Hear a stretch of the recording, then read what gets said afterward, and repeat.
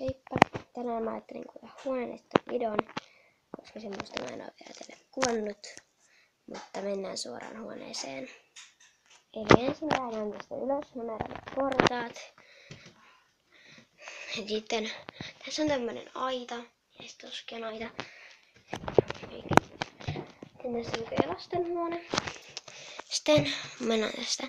Tuolla on nyt tämmönen pieni auki, mutta siinä on metsi, arkku. Sitten tässä on tämmönen naulakka, mihin voi laittaa reput ja kaikki maailman kassit, himuria. Sitten tossa on mun pöytä ja tossa on mun siskon pöytä. Ja tässä mattoja.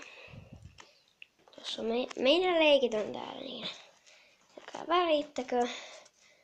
Eilen ollaan leikitty. Säkkituoli, petsivaalikko, leikoja. Sitten tämmönen kaappi ja tasana, missä nyt on. Ja sitten mulla on laton tuommoista. Ja mun sänky ja mun pikkusänky. Ja peilikaappi tai tämmönen peili. Mä en nyt tiedä, onko tää peilikaappi. Näin mikä. Mut näin. Tämmönen kiva. Et näin. Tässä on mun huone. Nähdään ensi videossa. Moikka!